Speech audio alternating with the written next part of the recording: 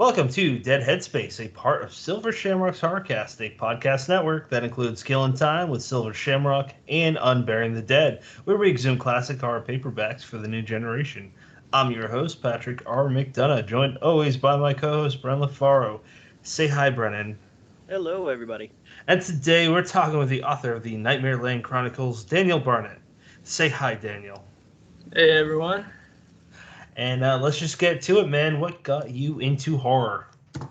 My answer to this is woefully cliche. It was Stephen King. First, he traumatized me with The Stand in middle school so bad that I had to hide the book from myself in cupboards. It didn't work. And then I revisited him in high school with it, and it was game over after that for me. I had always been a big reader, but something about his voice, stories he told. So you read The Stand in middle school? Was that that jumped out to me too. Yeah, it was a bad decision. A real bad decision. Did you read the uncut version where it's like another 400 pages? Yes, and not to jump off on this tangent too soon, but I actually prefer I've read both the original version and the uncut version, and I far and away prefer the original version. It's my favorite book ever. Not that the uncut book isn't special, but the uncut was what I read in middle school, and it does feature that particularly nasty motel room scene, which did things to my young brain that really shouldn't have been done. I've got a lot of thoughts there. Now, I Pat, I don't know about you, but when that jumped out to me, it was not even so much because of the content. It was because I don't think I was capable of reading a 1,200-page book when I was in middle school. Same here, man. Even it would have been a little stretch in high school. It's pretty easy when you don't have friends. Oh, man, come on. That's a downer. No, I'm just kidding. But I was definitely like a reader before anything else through for a long time, like a long period of my childhood. I remember reading The Hobbit in elementary school. My mom was a teacher there, and she had to come take the book away from me at recess and make me play with other kids. Because I was just like, no, I want to read The Hobbit. Leave me, I'm good. She's like, no, you have to socialize. So I love The Hobbit. It kind of continued through that. I liked challenging myself, and I read a Hardy Boy book a day, probably through third and fourth grade or something. I remember reading Oliver Twist in third grade and Great Expectations in fourth grade. I don't really know how much of it I understood, but a decent amount. I passed the AR tests. If you guys know AR, What's is this AR? ringing any bell? Accelerated Reader Program. You'd take these little you take these little tests on the computer. Anyway. Middle school rolled around, and there was something, and I used it as an excuse to try Stephen King because my grandpa was a big Stephen King fan, and I mistakenly thought that, hey, The Stand wouldn't be as scary as it because it didn't have any scary fucking clowns in it. So it turned out to be so much worse because of the thematic material that it explored. But hey, that's my story.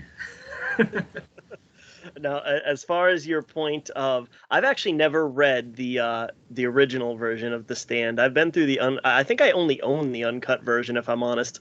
I'm gonna have to get to that someday. But I'm a huge Stephen King fan, and I certainly wouldn't argue with anyone who said that he could benefit from an editor once in a while.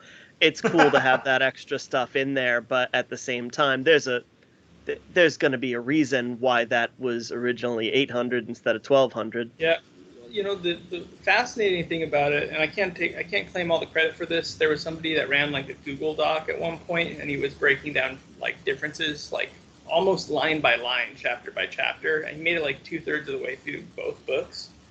And I remember reading that, and the differences run so much deeper than just extra content versus more or less.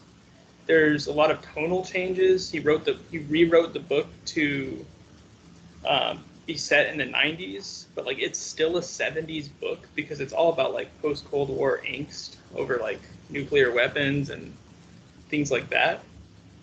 But not only that, like the tone of the uncut version is like it's more 90s King, where it's like takes itself a little less seriously, and it's like a little it's a little meaner, like a little more disparaging of its characters in places. I think the truest testament to that is in the original scene. In the original, there's this absolutely beautiful scene that characterized Fran so well from the beginning, where she buries her father. You probably remember that from the uncut version as well.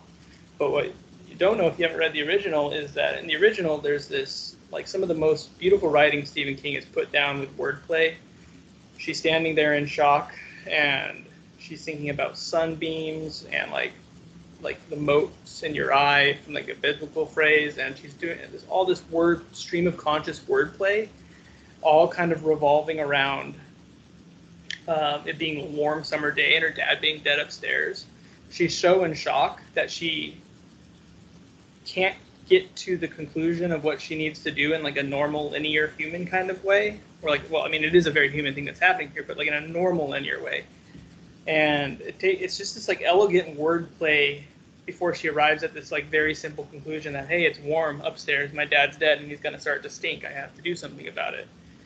And in the original version, Fran just like affords him the dignity he deserves without a fuss. She just like changes him into his like Navy uniform and buries him, and it's this like simple, elegant, understated scene. And then in the uncut version, all of that gets swapped for like corpse farts and like just like Fran being like, ew, icky, dad's dead and I have to see him naked, gross, fart, like, and then she does it. And it just undermined her character so much. But there's a lot of little things like that throughout the book. It's not just that, like, it's almost like Stephen King and the editor like viciously edited this draft, right? And then that 780-page lean, fast, like, but thoughtful, beautiful novel was put out. But then when he went to add old content back in, he went to an older draft and revised that instead of taking the 780 pages and just adding the missing content onto it. So there's places where it's like the writing was clearly like more polished in the original in places. In any case, I mean, I can harp on about that forever. I love it. Yeah. It's good to know, though. I mean, I've got so many things that I want to read that I need to read coming up, and now all of a sudden I've got another 800 pages I'm going to have to squeeze in there somewhere. I didn't know all that, but I've got to go back and hit that. That's really interesting to know. It's something. You know what, man? You convinced me. I didn't think it was worth. This was my mindset, and you changed it. I didn't think it was worth going back to reading a cut version compared to the version that I read, 1,100 whatever pages, because I just thought that, hey, I'm just reading what's in the original, but another 400 pages. So you convinced me, man. If it's that much of a tonal difference, I want to read that lean cut. That's the one. And look, Stephen King is like the most successful author ever. He's, you got like William Shakespeare, and King perhaps could have just as long of a posthumous career as Shakespeare. Oh, yeah. That seems like it's pretty likely, but I don't know. Brennan's right, man. You could just, some of his stuff, you cut it down by like a few hundred pages, you're gonna have a lean machine. I will firmly stand by the original version of The Stand being like every bit as tight as like Misery or The Dead Zone. I mean, it is ruthlessly fast, but the thing about it is it's more sincere. Ultimately, like, that passage, and I like the passage too, but ultimately it doesn't really belong, especially when you consider the original work. But that whole like what's the phrase, like, no great loss passage, when he's like going through all these side characters who are dying, but then he's just kind of like no great loss after each one of them dies. Why do you think? Sorry, go ahead. Oh, I was just gonna say there was just aspects of that were so cruel. Like there was just like a guy who was mourning his family and he went running and he died. No great loss. There was a woman who was traumatized by like her mother's what's the word I'm looking like? Her mother instilled like a paranoia complex in her because of her own really tragic sexual abuse that she'd suffered. And so that woman like accidentally like shoots herself in the head basically with a backfire on a gun or something. And all of this like deaths being characterized as no great loss was just so. It was more 90s King. It was just a little bit more like it was trivializing the subject matter, whereas 70s King approached everything with just this sincerity and this respect for everybody, like this like ability to find humanity in like everybody. Like there's just an empathy there in so many of his earlier works that ultimately is probably the thing I like aspire most to or respect most about any of his work is that ability, the ability to make Annie a tragic character as opposed to just a monster, or to make Jack Torrance like a conflicted father who loves his family and loses the battle, but like has a glimmer just long enough to win to save his son at the end instead of just a tyrant and a drunk monster. Those things like are things that very few authors could do, and that's what I really love about his work. But in any case, yeah. That's great. Yeah, you know what? You hit the nail on the head. I agree with that. 70s King was obviously Raw King. 80s would probably be my favorite period. That's when he was just on a freaking roll, man. Oh yeah, no kidding. 90s was kind of like the 90s paperback scene in the mid 90s specifically. I mean, that was good stuff. It's just, well, you're comparing him to his entire bibliography. yeah, there's just a little bit more callous on him in the 90s. Like he's just like there's the tone is a little bit like jokier and sneering in some ways. Like Needful Things is very much like a haha, look at all these, like I mean, not to say that they're still not hard or anything like that, but it's just a little different. The tone just shifts a little bit. It's like comparing, once you reach a certain status, it's like comparing, you don't compare yourself to the norm, you compare yourself to what you were and what you might be, just like a Tom Brady. Brennan told me that you're a Boston fan. I am. Is that, but is that for like all four major sports? I can't say I follow hockey too much, but yeah, I'm a Celtics fan and a Patriots fan. Yeah, what am I missing? Red Sox? Red Sox, yes, I'm a Red Sox fan too. Baseball lives a little bit on me.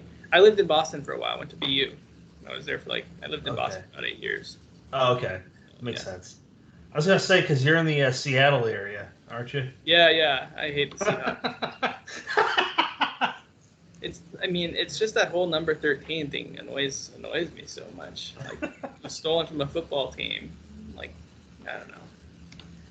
I mean, That's hilarious. I'm just not a big fan of the Seahawks. That was. But I like what's his name? I like Russ Wilson a lot. I mean, Russ he's Wilson's phenomenal. fantastic. I mean, he's a joy to watch, and I like what's his wide receiver? What's his name? Metcalf. Yeah, Metcalf is unbelievable. Anyway. Yeah. Dude's an unreal physical specimen, yep.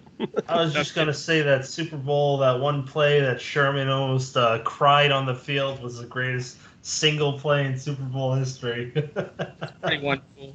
That was All right, Brendan, what do you want to segue us into? Because there's no smooth way to do it at this point. I love the big, long discourse we just had on King, but I'm curious, if you got into King that early, where'd you kind of, a lot of times that's the teenage gateway drug to horror. So where does King take you as far as, horror consumption, be it, books or movies? Definitely. I watched anything and everything I could get my hands on for movies that was like Netflix DVD rentals or whatever. Books, I fell in love with Barker hard and fast when I found him. Amen to that. And going into college, I got into huge Ramsey Campbell kick. Read a ton of Ramsey Campbell. I read, let's see, but I also kind of continued reading somewhat widely as well too. It took me a while to get through like Stephen King's bibliography. Is that the right word? I'm spacing. But anyway, I read Steinbeck in college. I read East of Eden, which was had some horrifying stuff in there too. A lot of things out there. I just kind of this and that. It's definitely good to read wide, man, because even if you just want to pursue, some people just want to pursue one genre, that everything's about life. For sure. There's Shirley Jackson, Richard Matheson. There's more. There's a lot more as well to that list. But in any case, I didn't mean to cut you off. Brian, go ahead, man. I thought you were going. All right, jump in. Oh yeah, no, I didn't mean to jump up. Anyway, go ahead. No worries, man. So, you like I said, I'm still a little bit impressed at just how early you jumped into reading and all that, because I know Patrick and I have both shared that we got into it a little bit later, and a lot of that was just the material forced on us through school at a young age. We just kind of thought that wasn't for us, but you have this lifelong love of reading. So at what point did you say, I can do this, I want to do this? I think I wrote a couple things in middle school, elementary school, but it never stuck. It was something I was going to continue doing. It was just I wrote a thing and then that was it because I wanted to. But it was when I read it. That's just when it became oh, this is something I want to explore. I want to try this. I want to make somebody feel a fraction of what this book made me feel. That would be pretty cool. And so that's just when I started rolling with it. I think it wasn't just the writing, but it was the subject material, the lack of boundaries, the depth of human experience that he explored, the way he tested his characters. Those things were totally new and startling for me, even as a lifelong reader up until that point. I'd read a lot of great stuff, but it's like Stephen King took the gloves off, and it was just big deal. Yeah, I can totally get behind that idea of just wanting to, the feeling captured in just, losing yourself in a book that feels that personal. And I think it hits so many people like that. And wanting to just recreate, what if I, had the ability to create that feeling in, a reader. That's awesome. So when did you start really taking it seriously? Well, I think I did went to some sort of it wasn't a summer camp, but it was a study program, and I did a little bit of writing there, and then it was after that I started my first terrible book. Did that for my senior project. Then I wrote my second terrible book in college, and I college in 3 years, so I got out of it when I was 21, and then that's when I started The Safe, which I think is my first pretty okay book, and that's the first one I published, and then I just continued from there. Long Grief, Poor Things, My Hungry Friend, and now the Nightmareland Chronicles. How many years after was first for volume 1 of Nightmareland Chronicles? How many what? So from the time you wrote your first book to... Yeah, between probably about 10 years. Between, 10 years of 10 years of writing. I think I started the first terrible book, Clarity, when I was like 18, maybe 17. No, I was 8. No, it was 17, yeah. And then probably started the Nightmareland Chronicles, 28. I've been working on it for 3 years now, over 3 years, 3.5, just about. And that is supposed to be what, like a 16-book series? 12, yeah. Oh, okay, 12. I'm on volume 6 right now, which is the kind of the season finale. It's going to be a big one. That's fantastic. And is every single cover done by Daniel Sarah? So far, the first 5 have been. I'm contracted with him for 6. So, and then I'll have to take it up with him again when the time comes for the other ones and see if he can make room on his plate for it. I would love it if I could get him to do all 12, but it's a long way in the making, for sure. Still. Yeah, how'd you end up landing him? Because in my eyes, he's one of the bigger names. He's super approachable. I saw a cover pop up of his, and I was like, man, that was amazing. So then I went to his website, and I was like, oh my god, this guy's like amazing. And so I reached out to him, and it turned out that it was like the last day of he'd been kind of branching out and doing stuff for indies at the time, and he had a little promotion going. And so I like listened to his rates and was able to work something out for like a package deal right at that time. That was a few years ago, and he's been super kind and patient with me in terms of the fact that it's an ongoing thing, and kind of piece by piece, cover by cover, going through it. So, yeah. Now, I know a lot of cover artists, or you could even say a lot of authors, they'll designate something relatively specific to a cover artist. Say, this is what I envision. What can you do? But Sarah has such a unique style. I'm really curious about how what you start with, what you hand over versus the finished product that comes back. Yeah, so I mean, we talk a little bit about stuff. He's Italian, and as such, I imagine that English isn't his first language. So it's remarkable what he's able to draw from the pieces that I give him, the elements and stuff for the covers. Some of them have been a little bit more specific than others. Other ones have just been kind of like, setting, tone, like featured, like if you could feature this, that'd be cool. Sometimes I've given him sort of an either or sort of thing.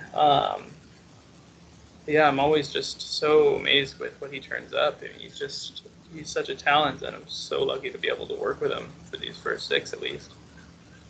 Yeah. That's awesome.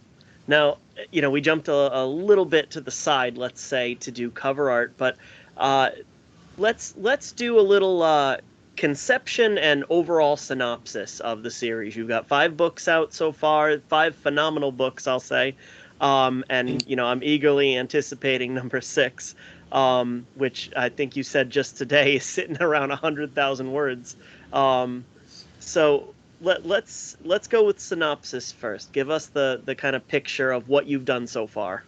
Yeah, so the sort of elevator pitch that I have in my head for these kind of moments is, the Nightmareland Chronicles is an adventure horror epic following one haunted man's journey to reach his estranged daughter in a world claimed by eternal night. It is, I think, it's got a lot going on in the premise, but the pieces of the premise, the supernatural elements, build in a very gradual way, so as to hopefully give time for the reader to be grounded with and come to care about the characters before things get kind of bonkers in some ways. like before some of the more out there elements of the series kind of start to take hold. I look at like, I wanted it to be, pretty character forward. Characters are always what matters to me in stories. So, yeah, it's coming along. I mean, it's special to be able to work on it. Just like something like this, It's a little scary too to give so much of my life to something like this. I mean, it's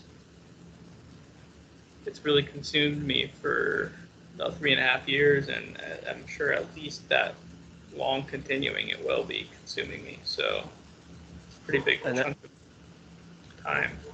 And that's something I definitely want to get into your head with. Everything, it sounds like everything you wrote up to before this was a standalone novel.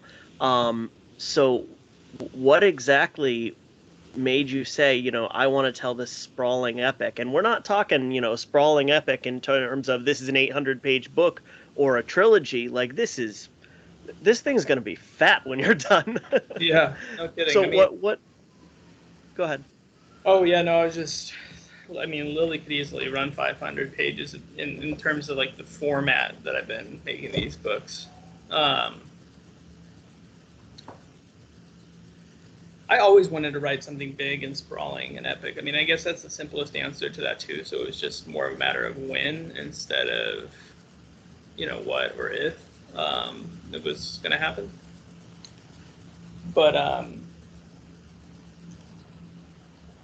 yeah, so it was the way that came up. As for the format itself, like this serialized format, in which the length of each particular volume isn't like necessarily consistent, but I'm trying to tell something of a contained story in each one, because it's important that each published work has a beginning, middle, and end, and is satisfying in its own right. Even though it's building off of the last one, you can't pick up 3 without reading 1 and 2, but you should be able to read 3 and not feel like, that it was like that I cut it, like arbitrarily chopped this story into pieces just to release more in, some cash grab kind of thing.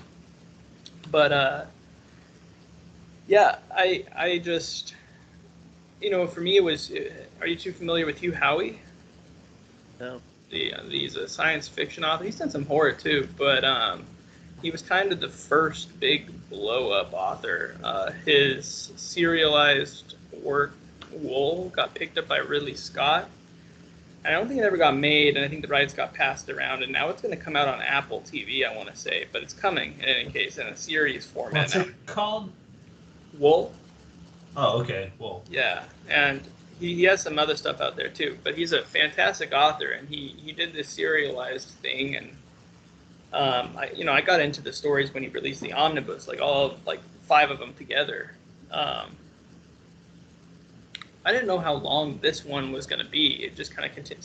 Some aspects, like I'll have what I think is going to be contained to this much, like a segment of it, like a chapter of the story, a volume of the story will grow and become 2 volumes and stuff. So it kind of grows from within and it spreads outward.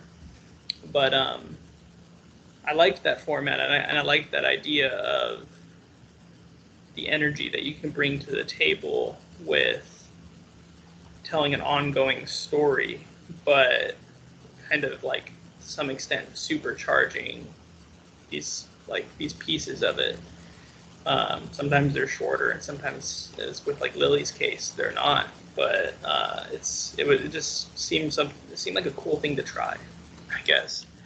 Yeah. And so I did. I don't know if it was a good decision or not, but I'm happy I'm doing it. It's interesting because, I mean, obviously you hear about, you see there are a series of books that last for Robert Jordan's Wheel of Time comes to mind, lasting for like 14 books or something like that. Mm. But I wonder if you took any inspiration from comic storytelling, because the way that you have this kind of overarching story, but with contained miniature arcs, reminds me of of comics, and yet you know that I will sing the praises of the way you write prose until you hit that last volume, and then I'll keep doing it. But so it needs to be told in this fashion, but at the same time, I can't help but compare it to the way that a series like Why the Last Man or like Preacher goes on. No, I'm not as knowledgeable when it comes to comics. Graphic novels. I read Lock and Key by Joe Hill, and I adored it. And it's something that I always want to read more, and I just haven't. Just like continuing to like have not read more since then. And I know that Lock and Key is a big inspiration for me, because it's just another one of those stories I cherish. I don't know in regards to the format if I felt that in any way, shape, or form. Sometimes I think of these television series. Sometimes I think in terms of those, like you have these like season by seasons, and occasionally in my head I kind of even catch myself thinking of like volumes 1 through 6 is like season 1. That's something that I've talked about with my agent when we're talking about pitching this for film and TV. Is kind of like season 1. I don't know if it would actually necessarily break down that way, but it's just kind of in my head.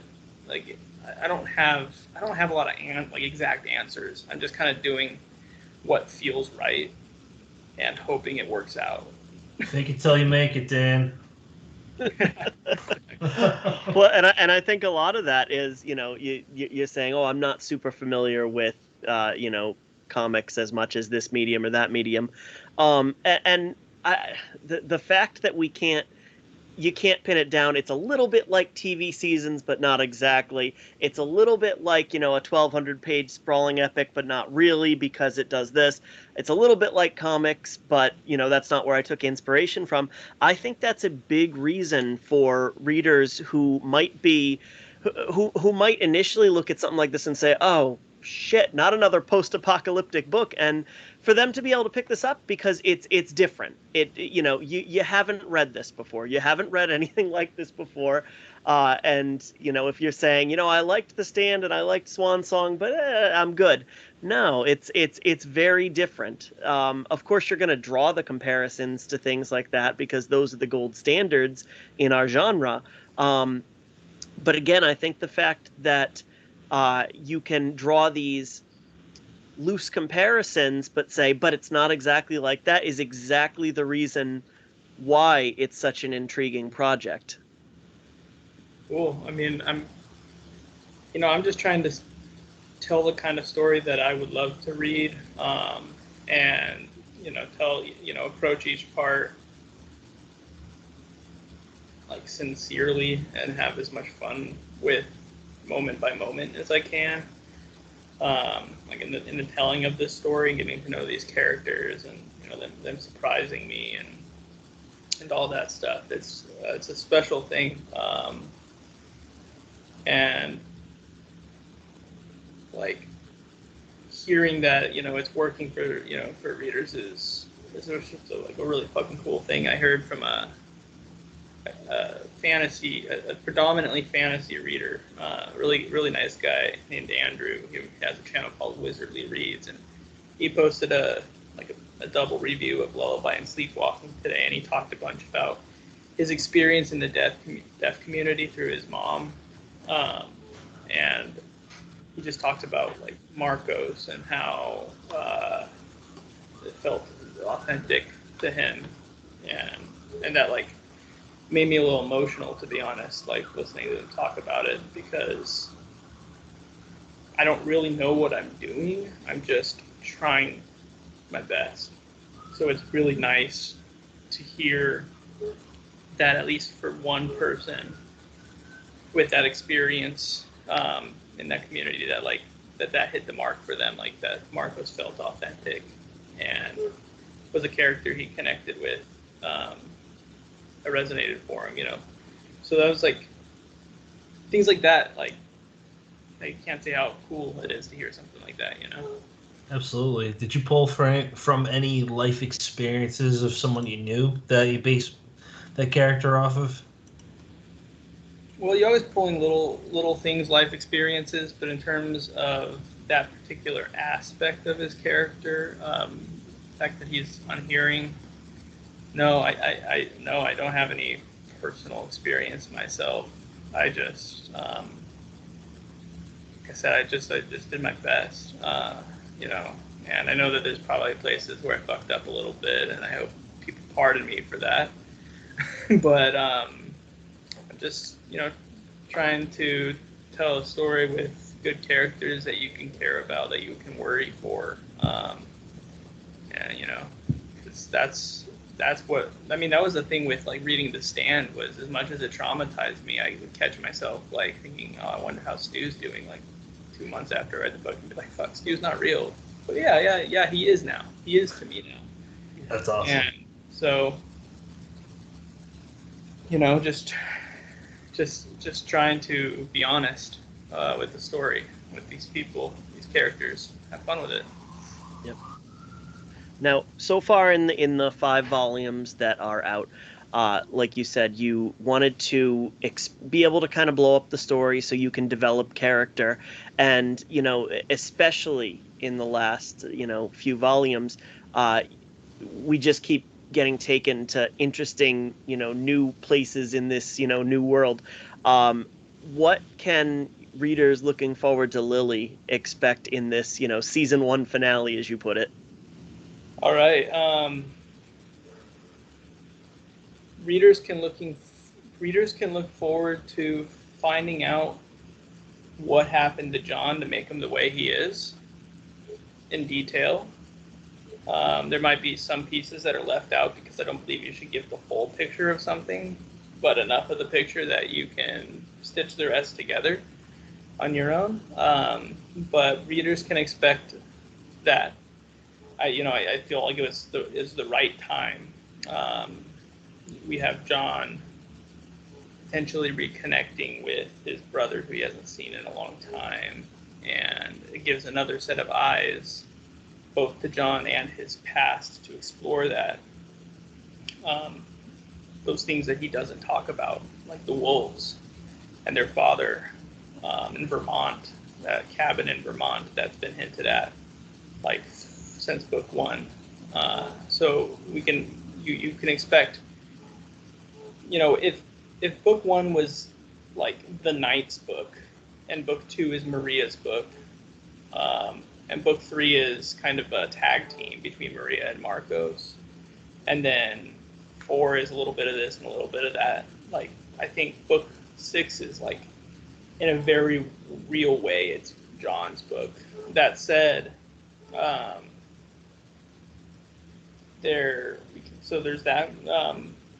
There's definitely going to be a few more nightmares, like a few heavy-hitting nightmares to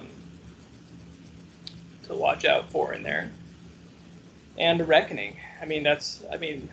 Book 6 is a reckoning for every decision that's been made thus far. We'll see a close to almost every plot line, except for the overarching one involving the Weeping Boy and the Lullaby. Well, those are kind of separate things, as we've discovered at this point. But yeah, we'll see an end, except for the overarching plot line about the Knight and the Weeping Boy and whatever terrible forces behind all this. We're gonna see everything else come to its own kind of end. Past catches up, like both the very old past of John's childhood and the more recent past, the Flashlighters, and some stuff going back to book 1 that would be hard to mention without giving stuff away, as I'm sure you know who I'm talking about. But I'm sure it's not exactly easy to promote 5 books at once when they all kind of tie together like they do.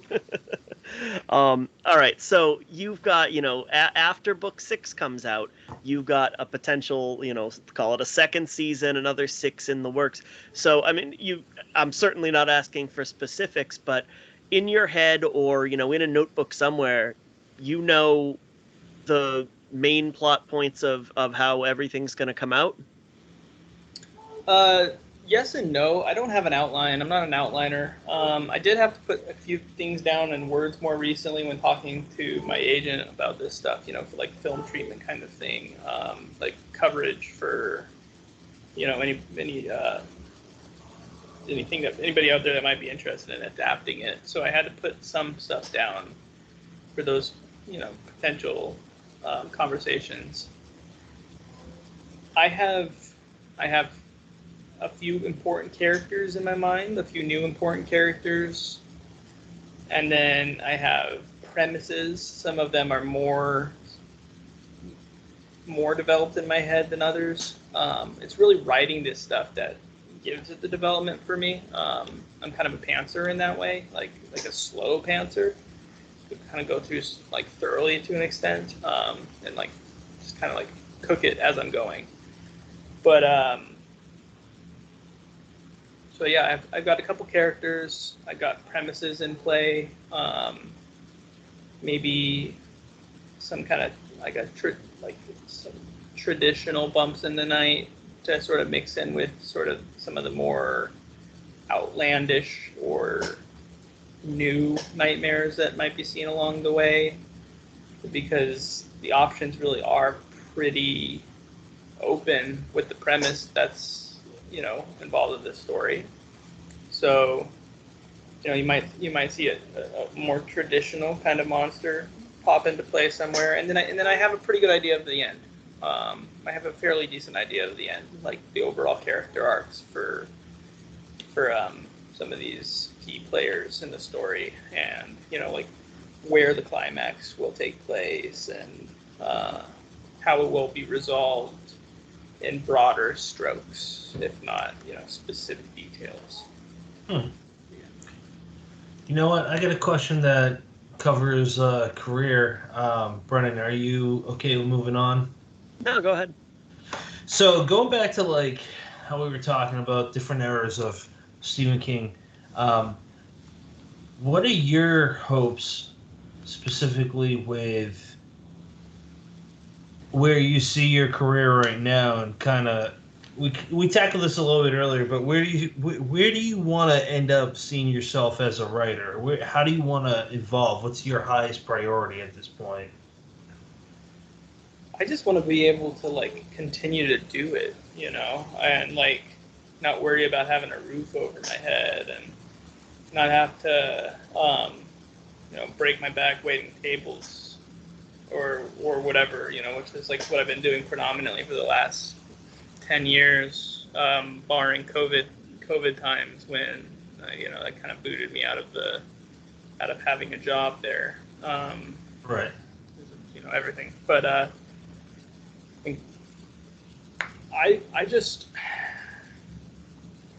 it's really as simple as that. I just want to be able to continue doing it. I mean, the rest is, like dreams and stuff. Yeah, I would love stuff to take off. Yeah, I would, love to see my name places or get meet some of these authors that have so inspired me as a peer and not just as a fan. Like, oh my God, yeah, those would be dreams come true.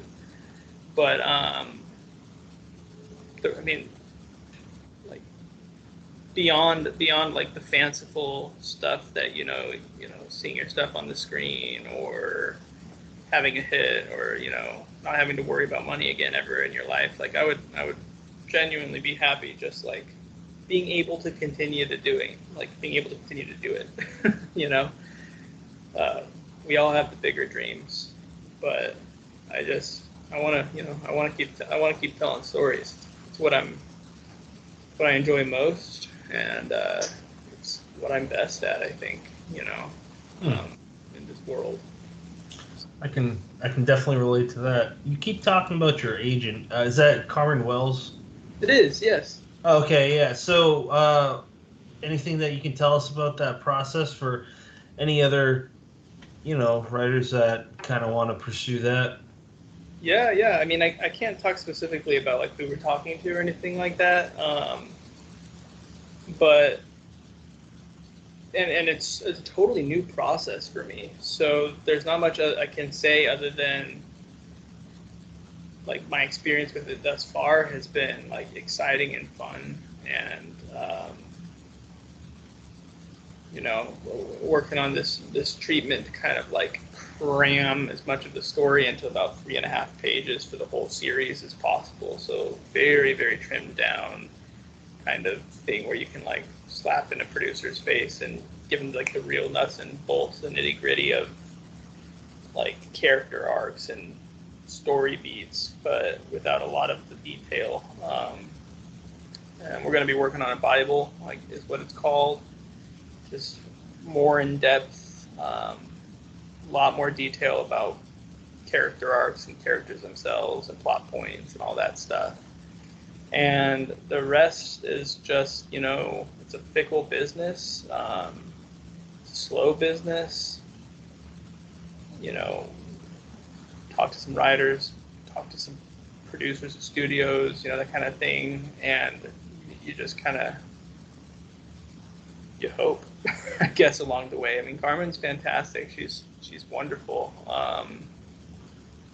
It's amazing to have her, you know, her enthusiasm and passion and talent in my camp right now, and it's a really cool opportunity. I can't say how grateful I am for that, for sure. Yeah, I know she's pretty awesome. I've heard a lot of good things about working with her too. She's taken on a lot of people that we've had on as well. So Yeah, she's working with Tim Meyer and Haley Piper and Rhonda and Jay. I always mess up. I can't remember if it's Rhonda J. Garcia or J. Joseph, but her as well. Cena Pelayo. No one else. Oh yeah. That was I knew I was missing a very obvious one. She's great.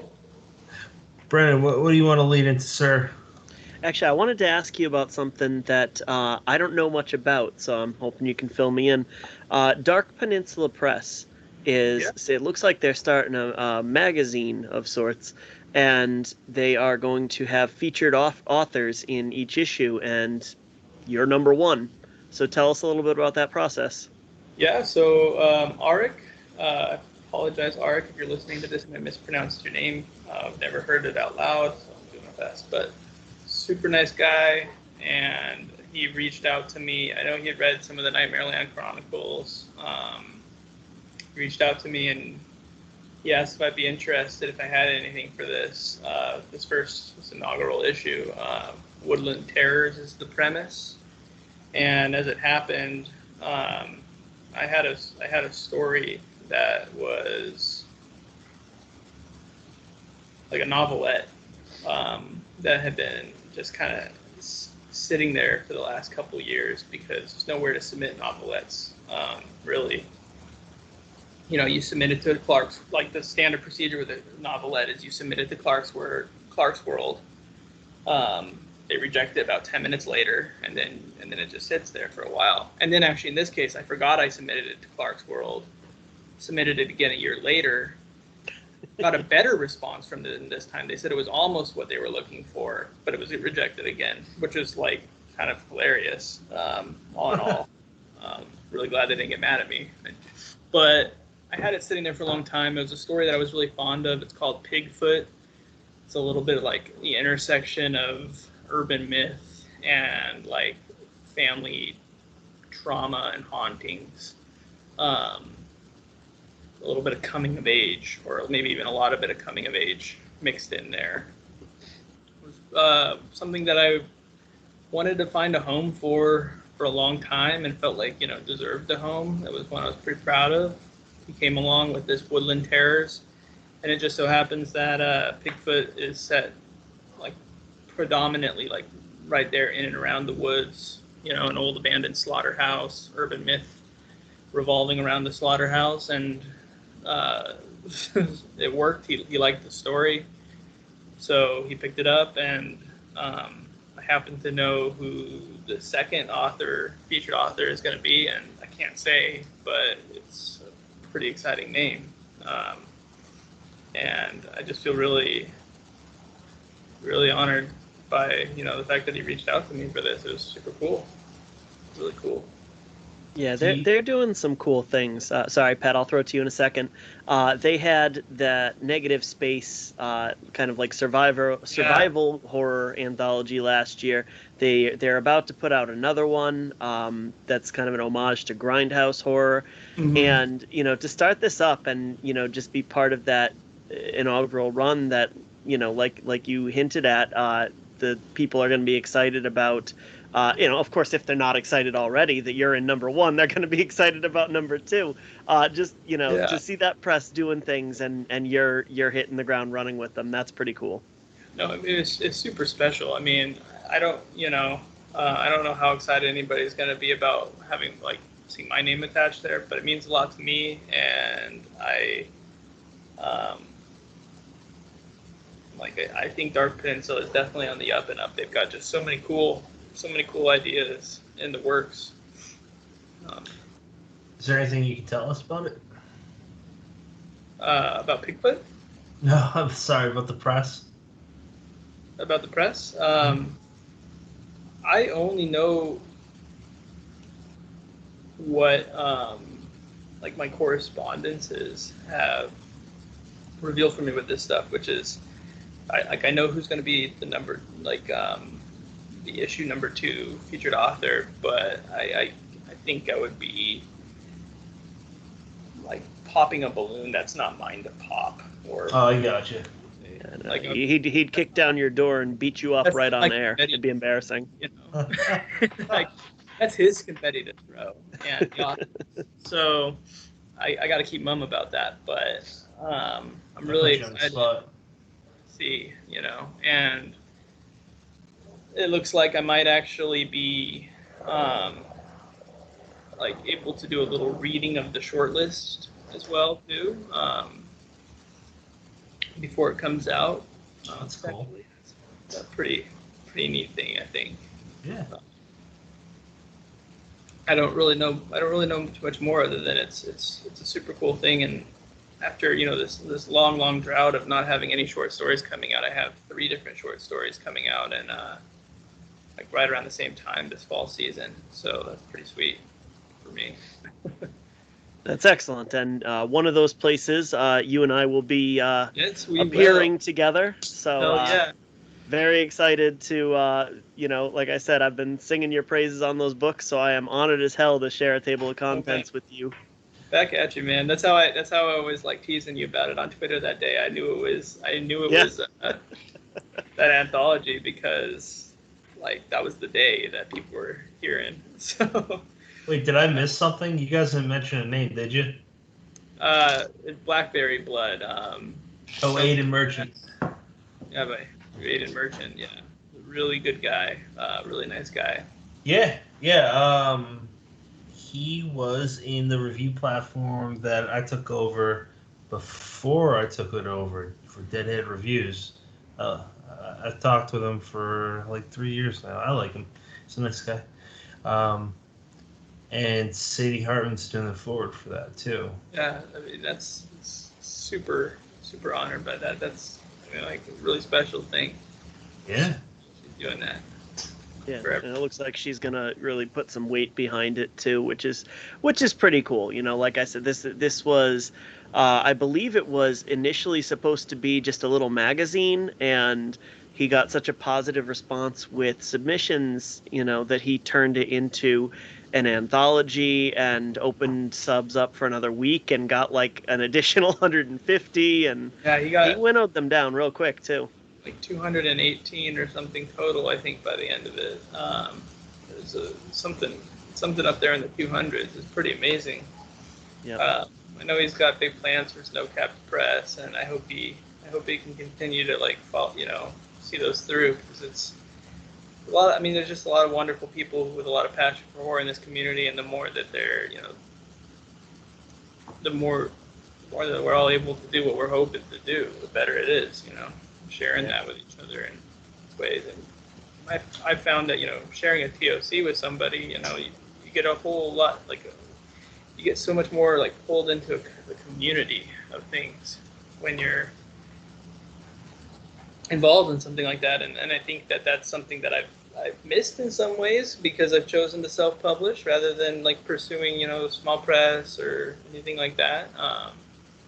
It's just that kind of that unit you form with the people that your name is appearing beside, whether through like the same press or right there in that. So, and I think and I'm not pitching an original idea here. I'm actually stealing part of Brian Keene's forward in the anthology that Pat just sent me, Dark Words, where they're just such a good vehicle for getting your name out there. It's like you said, you can self-publish and you can promote on Facebook and Instagram and Twitter, but if somebody picks up an anthology because Sadie Hartman wrote the forward, because Laurel Hightower has a story in it, and then they see they get introduced to what you have to offer. I mean, there's not another way to make that happen. And anthologies are just such gold for that.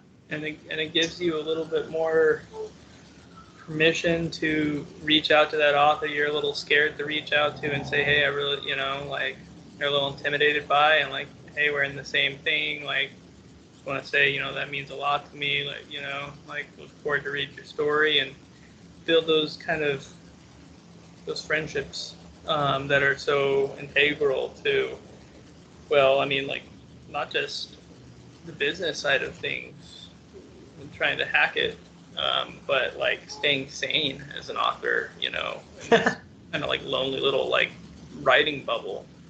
Like, hey, I'm not the only, you're not the only one out there doing this weird, crazy thing where you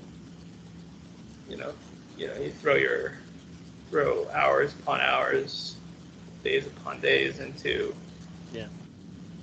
And I think that is the big one. We had, I'm still kind of running it through my head. We had a conversation with Bracken McLeod the other day, and he said it's not, if you go into it, whether it's in-person conventions or in this case just sending a message saying, hey, I appreciate your work and I'm really honored to be in the same book as you.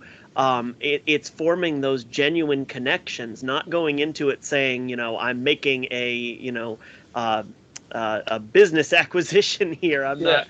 Exactly. I'm not putting you in my phone book and listing, I was in an anthology with this person.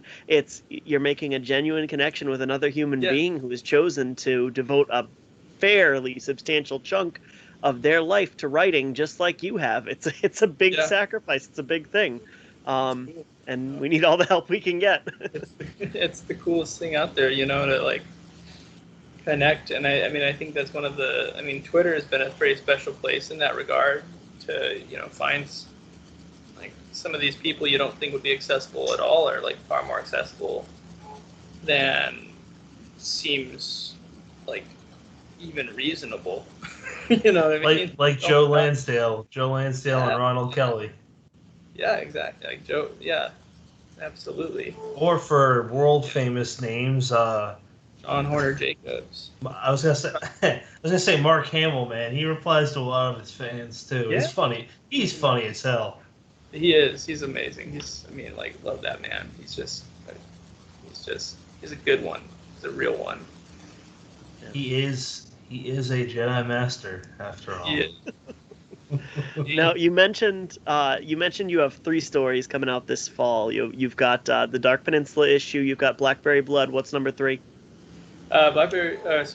The third one is I got a story appearing in Scott Moses's What One Wouldn't Do. Oh, excellent! I don't remember seeing your name for that one, but that's great. That was a big get this this summer. It was. I was super. That was so exciting. Scott is a wonderful guy, and I know that he's enjoyed a couple of the Nightmareland Chronicles, and I had a story that seemed like it would fit pretty well. It was kind of, in a way, sort of a spiritual companion piece to this story that I have coming in Blackberry Blood. No kidding. And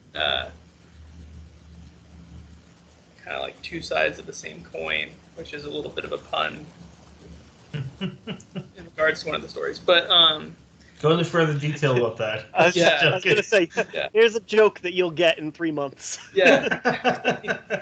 So, yeah, I mean, I it's just, I guess when it rains, it pours, and the opposite is sometimes true as well too. Like, it's been a really special couple of months in terms of these anthologies that are coming and the communications I've had with these editors and stuff. It's cool when people like your stuff. and congratulations, Brennan, by the way, on is it next week that Slattery Falls is coming? Next Tuesday. Yep. Next Tuesday. July 20th for people listening to this 2 weeks after July 20th. Damn it, you stole my joke.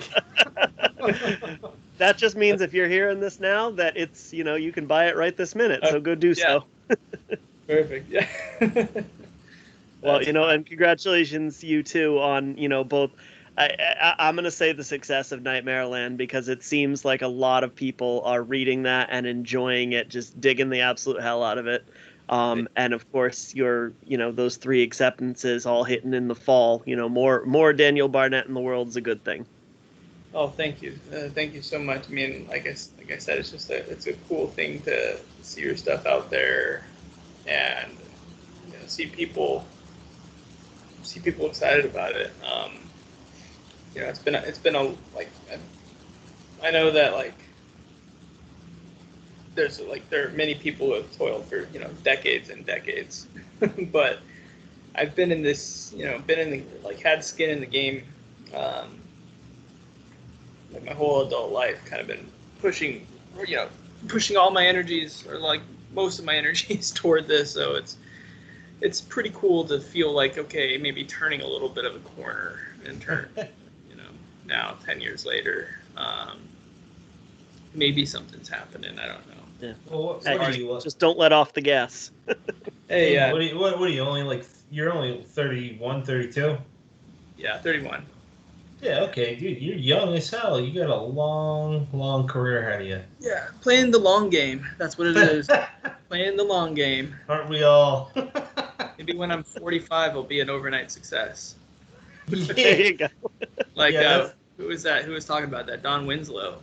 Yeah. Another guy who's more accessible than you think. Yeah, he still writes. I watched a recent interview with him. He still writes for like 12 hours a day, man. It's crazy.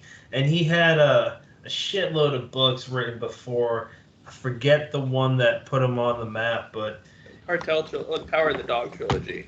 Yeah, the first one for that. I don't remember the name, but I know that he wrote for decades before. And he did say that, the overnight success thing. He is a fucking unbelievable writer. Like that. I actually talked about this on Ink Heist with Shane and Rich, but let's not talk about that. I'm just fucking with you. But that's a trilogy of like 800-page books. Yep. That reads like breathtakingly fast. I mean, it is, and like on a line by line level, like he wrote like 3 door stoppers, and they all have cadence. You know what I mean? Like they all have like the prose scenes on every fucking page, and just like the amount of work you have to do that is Got to spend 12 hours a day. staggering. Yeah. Yeah. Exactly. You know what, man? All right, I want to hear from you guys, but let me give my answer first because it goes along with that what we just talked about. Now, if say you got the money and all that shit, if you could just write for a living, right? Yeah.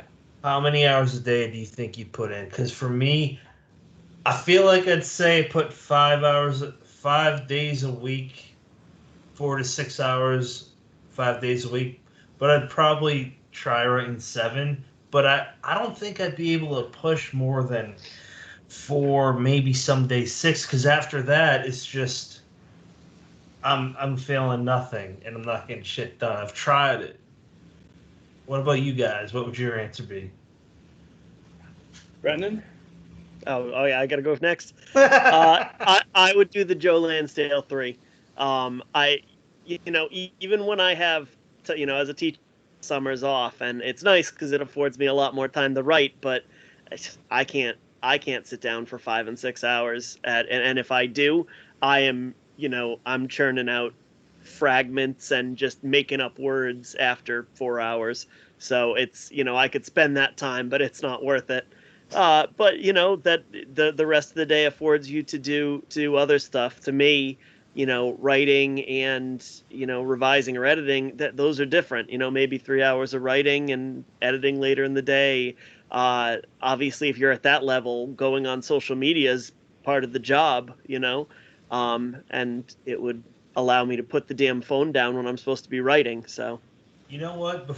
Sorry to interrupt, Daniel. Before we go to his answer, just reading a shitload of interviews and whatnot of writers and talking to them from, the writers that wrote back in the 70s and 80s to even the 90s.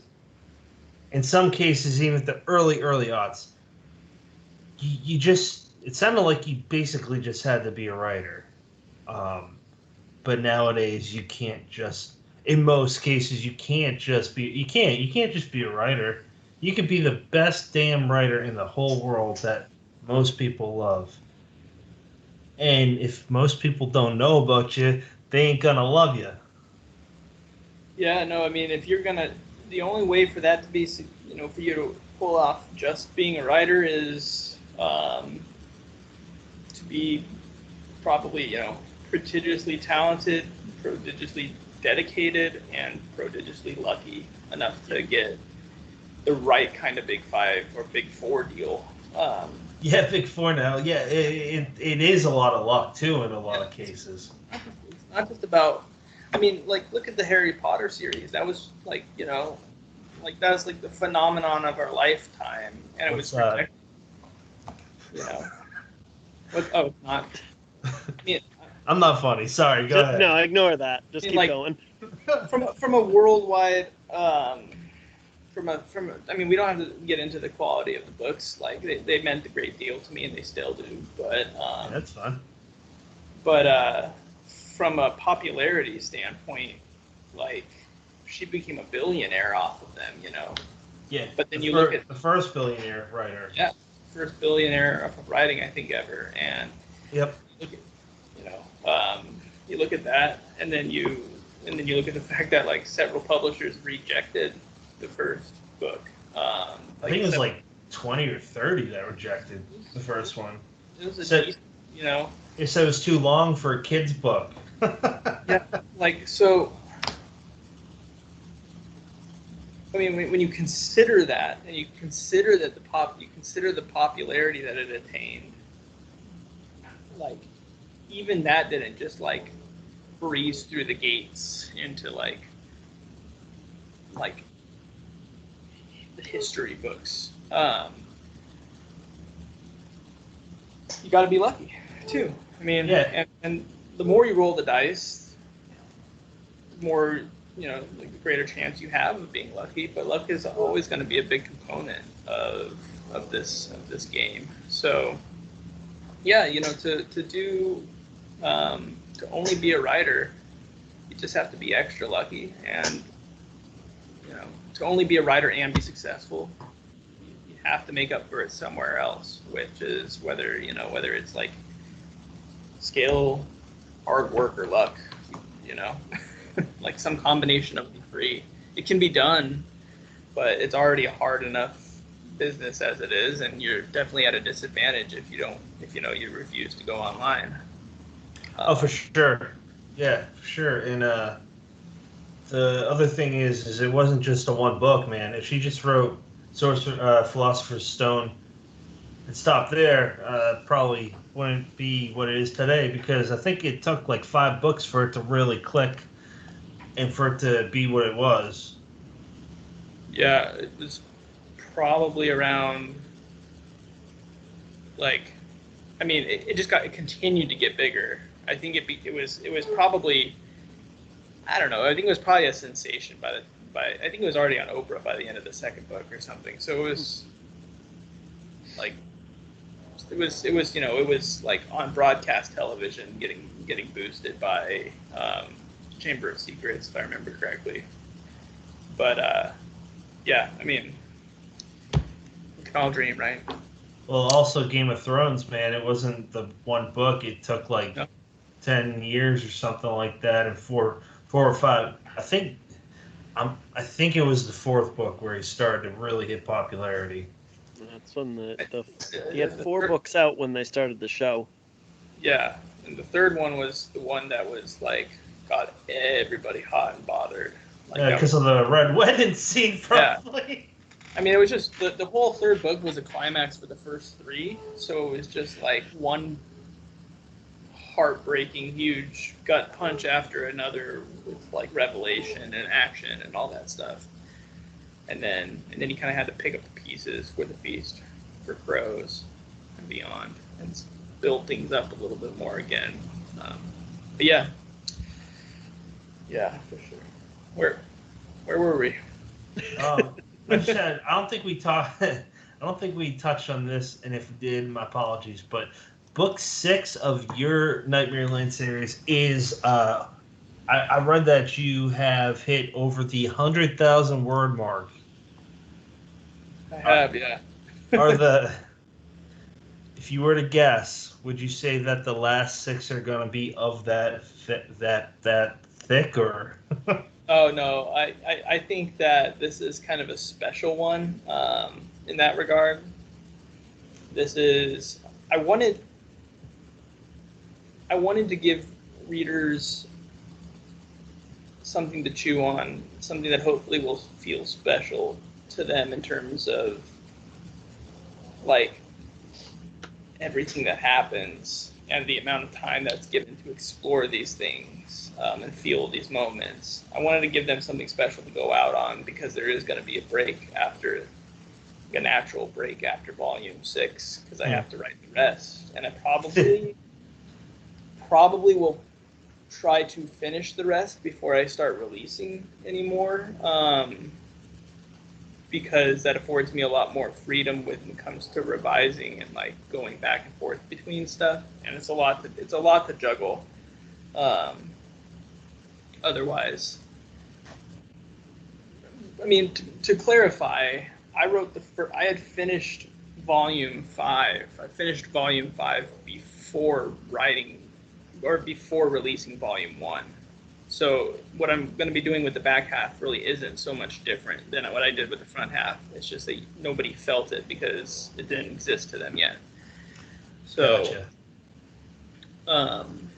Yeah, Volume 6, I just was like, I just wanted to give people something big, you know? I mean, it's big, pivotal turning point in the series, and I wanted it to have weight in every sense of the word, an earned weight, hopefully. And we might see something similar come the end for final book, or maybe Lily will just be the biggest fucking book in the series. It's quite possible, you know? It just depends on how things break down, how they divide up, you know? Now, is that going to say it on the back cover? Biggest fucking book in the series. Only if somebody gives me a blurb that says that. So, Brandon, unless you... I was gonna say, just don't go Winds of Winter on us and disappear for like 10 years. Oh, I don't plan on it. You know what? I've said this before, but it's worth repeating. Learn from people's mistakes. George Romero, George R.R. Martin. Yeah. George R.R. Martin, and for those that aren't super keen, like familiar with other fantasy writers, but this other one named Patrick Rothfuss, who wrote 2 books of a trilogy, they both announced years ago that their next book would, like Patrick Rothfuss's, would be the 3rd in the trilogy. Romero, there you go again. Martin's would be the 6th. Yeah. Don't do that. Don't ever ever announce that this book will come out then. Unless it's gonna, yeah. Yeah. I mean, you gotta be pretty damn sure it better be written, because Rothfuss said that he wrote all 3 of them. And like I said, I forget how long, but that was years ago. What I can tell people is that I'm pretty fucking single-minded. I don't even have the ability to like stop writing something and write like a short story on the side. Oh man. Like when I start working at something, I get tunnel vision on it. It's kind of the only thing that exists for me. So, you know, I'm not gonna promise that I won't like write a standalone novella between like 6 and 7 just for like coming up for a breath of fresh air. If something pops up into my head, I'm not gonna promise that. But also on this like the same token, like I might just get right to Volume 7 as soon as I'm like by the time I'm done revising Volume 6 and getting it out, getting it ready, getting it out there into the world, I might already be like, fuck, I need to be with these characters again. And that's love. So,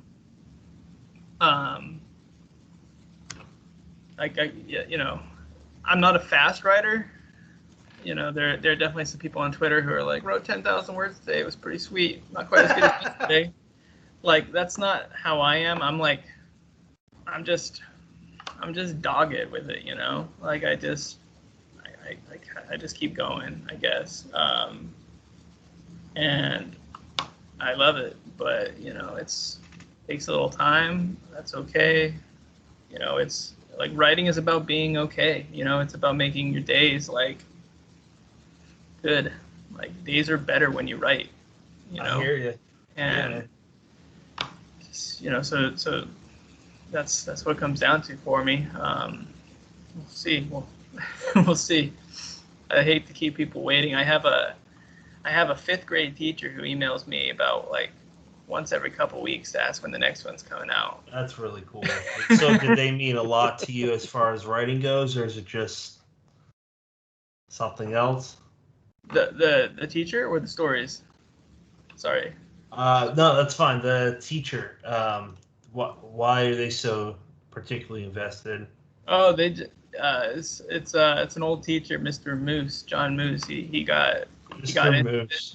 Yeah, he got into it, and he was like, "When's the next one coming out?" What's between 4 and 5? He was, and I mean, I tried to kind of like, he hasn't asked too much about Lily, because you know I told him pretty upfront, like, hey, I'm not done writing it yet. It's gonna be a little bit while, but like he knew City of Blood was finished, and he was like, every now and then I just get an email like, when's this coming? Like, I need it, man. That's awesome. It was super cool. It means a lot to me. I bet. Yeah. There was this one teacher that was paramount to my realization that writing is just what I'm meant to do at the age of 13. And I emailed her a couple of years ago, so this is like 10 years or 12 years after I graduated high school, and she didn't remember me. That's cool. That's awesome. No, it sucked. Those teachers are the best. What are you reading? Right now, what I'm reading is I'm reading Salvation Spring by T.C. Parker. Nice. I've really fallen rapturously in love with her work. I think her prose is dynamite. You can tell she puts a fuck ton of work into it. You know, you don't get that kind of level of craft and polish without dedicating a lot of time to your craft. You know, I read Salt Blood first, and I read Oppressive Feathers, and then I was like, well, there's one left. She was kind enough to send it to me for free, but I went ahead and bought it anyway. And but I'll tell her. I guess the least I can do. Like, come on, if I can't throw a few bucks towards somebody who's like knocking my socks off, like, what the fuck good am I? So, yeah, it's a weird Western horror, cosmic. Savoring it, you know, it's the book that I take out in the middle of the day when I kick it up underneath a tree, like for a while after writing. I kick it in the sun for a while with my dog. I read a chapter or two of that, let it simmer a little bit, I'm also rereading Christine by Stephen King. I read that in the morning a little bit before writing, as I'm kind of waking up and stuff. I'm almost always rereading a Stephen King book. And then I have like my afternoon and evening reading, and she's kind of taken up the last month or so of it. I'm not, and I'll start reading a lot like more once I finish Volume 6. But right now it's all kind of just spread out, balanced out. I got a little bit here, a little bit there, and so on and so forth. What about you two? What about you, Brendan? I am I'm holding back a little bit because we're recording like 17 episodes this week, so I'm just going to give one. I am reading Hell Hollow by Ronald Kelly. Nice. And we read Fear earlier this year, and just anybody who will listen, we're shouting read Fear. But the biggest I think the biggest reason is I love the way Ronald Kelly writes kids, and you got another like 12-year-old protagonist in this one in a small Tennessee town. This time it's a city kid spending the summer in a kind of backwoods Tennessee town, and it's what this guy thrives on. So I'm about 100 pages in, and I'm loving it, as I knew I would. Patrick? I thought Daniel was going to say something. Oh, I just said I need to check him out. I haven't read Kelly. Read Fear. Here's the one to start with. Here's the one. We started out reading the Essential Six stuff that came out with Silver Shamrock last year. It's a collection from the early 90s to like modern stuff. It's covering some splatterpunk material. And the neat thing is he does a forward where he explains why certain things are extreme, and it's because they were trying to one-up each other, him and the other writers. That's fun. Yeah. So I'll keep it to one. I am starting John C. Foster's Rooster through Gray Matter Press tomorrow. I don't know what it's about, but I know I'm going to read it tomorrow. Cool. Nice. And listeners, if you are interested in checking out some Dead Headspace merchandise, go to deadheadspace.com. You can check out some shirts, mugs, and so forth, or you can read some articles or reviews. Gentlemen, final thoughts. Final thoughts, Daniel. Well, I mean, it's been a pleasure chatting with you two. It means a lot you having me on here. Absolutely. Not a problem. Brendan, final thoughts. We appreciate your time. We've wanted to have you on for a while. Like I said, I've been reading the Nightmare series since number 1 came out, and we've wanted to pick your brain for since we started the show. So I'm glad we were finally able to make it happen. Hell yeah! Cheers. Thank you. I just echo what Brennan said, and for the listeners, just check out the Nightmareland Chronicles. But for those that don't know, where can they follow you? Yeah, I'm on Twitter at DBH Fiction. That's where I spend like most of my social media haunting hours. Instagram, much less frequently. Am I visible there? But I do post lots of pictures of my dog, both places actually. So, but yeah, that's what you see from me on Instagram more often is like my dog. That's funny. Yeah, I do pet pictures too, pigs and dogs myself. Yeah, I love that you have pigs. That's so cool. They're so smart and like emotionally intelligent. Yeah, this might sound like a dick comment, but it's kind of fucking annoying early in the morning. She's all making this noise, and 6 o'clock. It's like, shut the fuck up! Give me another hour. She just wants rubs, and I get it. Yeah, it happens, man. Sometimes you just need rubs. Like Hal just like starts cuddling harder with me, like when he's ready to get up in the morning. Like he'll like lay his head on my face or like lay his head on my back or like he's a goober. That's nice. I mean, that's nice with dogs. With cats, my experience is you wake up and they swat you in the face with Yeah, their claws. that's true. Yeah, I know. You're a guard dog. You are. You're big and tough. It seems like a lot of authors have cats. Yeah. Maybe they're a little more peaceful sometimes. I don't know, man. I don't Or like. low maintenance. I don't really like cats. I'd forget about it. There we go. I finally said it, Brandon. I don't fucking like cats. And we're canceled. All right. Kiesling will never come back. He has a contract. We signed it. He has to come back at least once every so often, and now as a guest host. So, Daniel, thank you for your time. Brendan, thank you for being my co-host per usual. I appreciate it. And listeners, you have many choices in podcasts. Thank you for picking us. Let's jump to what got you into reading. No, that's not right at all. That's not the question at all. Oh man, what are you reading? What am I reading? There's a blooper.